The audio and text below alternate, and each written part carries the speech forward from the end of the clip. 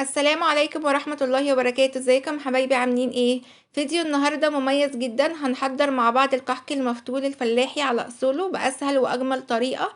حاجة كده في منتهى الجمال، هقولكوا على كل أسراره وازاي تطلع النقشة بتاعته مظبوطة وثابتة بالشكل ده. وهنقول مع بعض الطريقة بالتفصيل، بس قبل ما ندخل الفيديو حابة أطلب منكم انكم تعملوا لايك وشير واشتراك في القناة وتفعيل الجرس عشان يوصلك كل جديد. يلا نسمي الله ونبدأ الفيديو. اول حاجة هنا معايا هجيب نص كوباية من المية الدافية، ولازم المية تكون دافية عشان الخميرة تشتغل معايا على طول. هحتاج معلقة صغيرة من الخميرة وتكون المعلقة ممسوحة مش مليانة على اخرها. هنقلبهم مع بعض وهغطيها وهركنها على جنب. معايا هنا بقى كيلو من الدقيق الفاخر متعدد الاستخدامات. هنزل عليه بأربع معالق من السمسم المحمص، والسمسم هنا اختياري، ممكن مش ما تضيفوهوش. بعد كده معايا ربع معلقة من البيكنج باودر، ومعلقة صغيرة من السكر، ورشة صغيرة من الملح. هنقلبهم مع بعض كويس قوي بقى لحد ما نتأكد ان البيكنج باودر والملح والسمسم اتوزعوا كويس قوي مع الدقيق. تمام كده. بعد كده هضيف معلقة صغيرة من ريحة الموز، ودي اختياري، لو مش حابة تضيفيها ما تضيفيهاش، بس عايزة اقولك ان هي بتدي ريحة حلوة قوي وطعم جميل للكحك. هنا بقى معايا نص كيلو من السمنة، والسمنة هنا انا ادحاها، يعني لكل كيلو من الدقيق او لكل كيلو من الكحك هضيف له نص كيلو من السمنة، وانا السمنة هنا ادحاها. تمام كده، بس سبتها تهدى شوية. المرحلة دي بقى مرحلة لازم اديها حقها، مرحلة مهمة جدا لازم اديها حقها كويس قوي في التبسيس. هنبتدي نقلب الدقيق مع السمنة كويس قوي بالشكل دوت، وهبسهم مع بعض بالشكل ده. هنجيب كده يعني العجين بين ايديا وهبدأ ان انا افركه. هنبسس لمدة ربع ساعة، ودي خطوة مهمة جدا. يفضل طبعا انك تستعملي طبق واسع عشان تعرفي تتحكمي في التبسيس كويس جدا.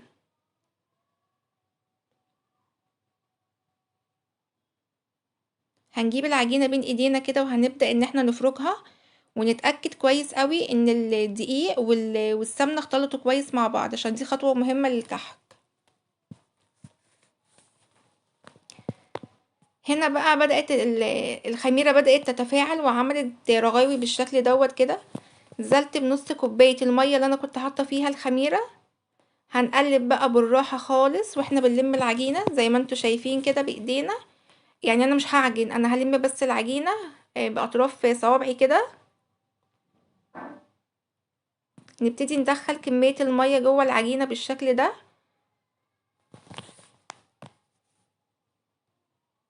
هنا معايا نص كوباية تانية من المية، هبدأ ان انا اضيف المية تدريجيا لغاية ما يبقى معايا العجينة طرية واعرف ان انا اشكلها بايديا. واهم حاجة في الكحك ان احنا مش بنعجن العجينة، لا احنا بنبسها يعني بنلم العجينة بس كده، بنلمها ونشربها المية. هنضيف المية معلقتين بمعلقتين كده لغاية ما نوصل للقوام بتاع الكحك المظبوط.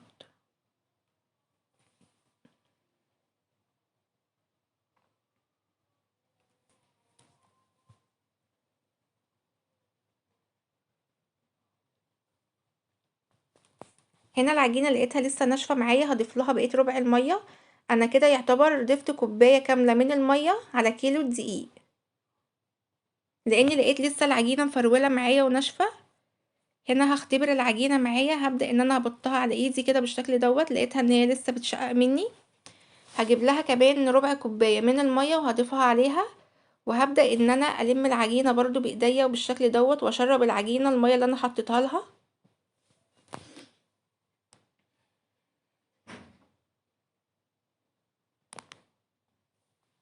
نبدأ نلم العجينة بايدينا ونشربها المية كلها.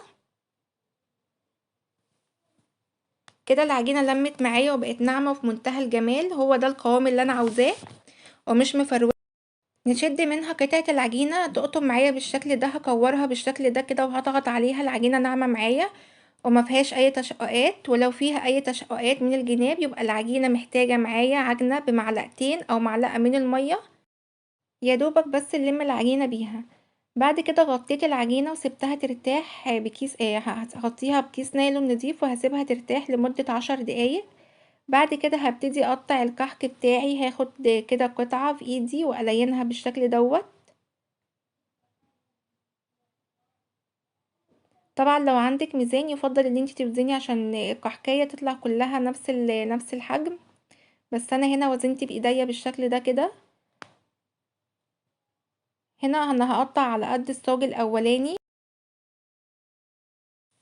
هناخد كده قطعة العجينة ونبتدي بقى ان احنا نبرمها بايدينا بالراحة كده وما نضغطش عليها، وحاولي ان انتي تساوي البرمة، وتحاولي انك تساوي الكحكة والطرفين كده يكونوا رفيعين، وتحطيهم على بعض وتضغطي عليهم كده ضغطة بسيطة. وهحطها كده جنبي برضو لغاية ما اعمل واحدة تانية. نيجي بقى نبرم تاني واحدة بنفس الطريقة. هنبدأ ان احنا نبرمها كويس ونلفها على بعض، اهم حاجة ان احنا نسيب الطرفين يكونوا رفيعين، وهحطهم على بعض بالشكل دوت واضغطهم ضغطة بسيطة بالشكل دوت كده. طريقتها سهلة وبسيطة. هنبدأ ان احنا نبرم الكحكة. اهم حاجة ان انتي يعني العجينة كده من النص ان احنا منرفعهاش، تبقى مليانة يعني من النص، بس الحروف هي اللي هتبقى رفيعة. وهنجيب الحرفين كده على بعض بالشكل دوت واسويها كويس.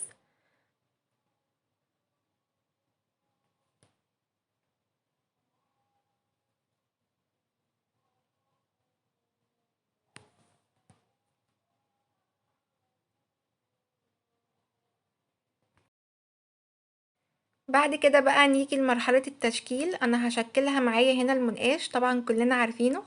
هبدأ انقشها كده، يعني هنقش النقشة نهاية النقشة هتبقى بداية النقشة اللي وراها، يعني مش هسيب فيها فراغ عشان ما تبقاش واسعة من النص جامد. يعني اخر النقشة تبقى بداية النقشة اللي وراها، هتبقى معايا بالشكل دوت كده. شايفين ما شاء الله نقشتها حلوة ازاي؟ نشوف واحدة تانية. وما شاء الله العجينة معايا جميلة، ما نتشتش ولا اي حاجة. هنبدأ ان احنا ننقشها بالشكل دوت كده، واحدة جنب اختها، ونهاية النقشة هتبقى بداية النقشة اللي وراها، مش هنسيب فيها فراغ خالص عشان يبقى شكلها طالع معانا حلو ومظبوطة. شايفين ما شاء الله ما شاء الله؟ شايفين النقشة جنب اختها مفيش بينهم فراغ ولا اي حاجة، وسهل خالص. وتطلع معايا النقشة بالشكل الجميل ده كده. وهنرصهم على صاج، الصاج ده مش مدهون اي مادة دهنية خالص.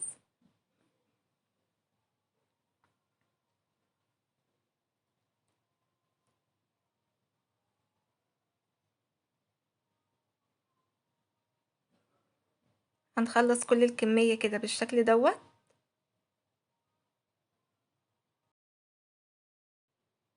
هنكمل بقى بقية الكمية بنفس الطريقة. انا نقشت الكحك كله اللي معايا. ما شاء الله الكيلو عمل لي كمية كبيرة مش صغيرة. هنا كنت خلصت كل الكمية اللي معايا ما شاء الله، اللهم بارك، عملوا لي 4 سيجان. انا هسيبها بقى تخمر لمدة ساعة او ساعتين، بس انا سبتها لمدة ساعة تخمر. نيجي بقى لمرحلة التسوية. انا شغلت الفرن قبلها ب10 دقايق عشان يسخن كويس جدا. بتحطي الصاج على اول رف من تحت، بتحطيه على درجة حرارة وسط. اول ما ياخد لون ذهبي من تحت بتشغلي الشواية، وبرضو على الهادي مع تحريك الصاج عشان التسوية تبقى مظبوطة معاكي. انا عايزة اقولك ان انا شغلت الفرن من تحت بس، ما شغلتش خالص الشواية. ما شاء الله اخد معايا اللون الذهبي من فوق. طبعا كل فرن بيختلف من فرن للتاني. لو انتي فرنك مش بيسخن جامد يعني هتحتاجي ان انتي تشغلي الشواية، او اخر 3 دقايق كده او اخر 5 دقايق. واول ما يطلع من الفرن سيبيه في الصاج يبرد تماما، يعني مش اول ما يطلع كده يجي مطلعينه من الصاج، لا هنسيبه شوية يبرد.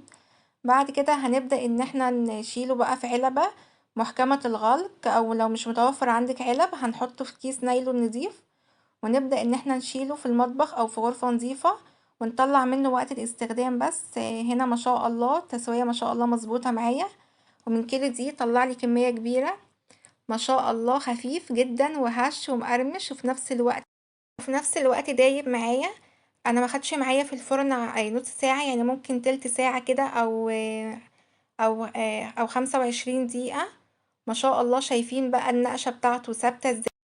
أهم حاجة إن احنا نلتزم بالمقادير، إن احنا منكترش خميرة كتير أو بيكنج باودر، وهتلاقي النقشة طالعة معاكي مظبوطة بالشكل دوت وثابتة بعد التسوية كمان. شايفين ما شاء الله هش ازاي معايا ومقرمش وفي نفس الوقت دايبة معايا. شايفين ما شاء الله من جوه مفرغ ازاي. ما شاء الله، عايزة اقولك التسوية مظبوطة وجميلة، واعمليه بنفس الطريقة دي وبنفس المقادير وبجد هيطلع معاكي مظبوط. واحتفظي بالفيديو عندك، بجد طعمه تحفة. جربوه، قوليلي رأيكم في الكومنتات وشير ولايك لو عجبك الفيديو. اشوفكم في فيديو جديد، مع السلامة.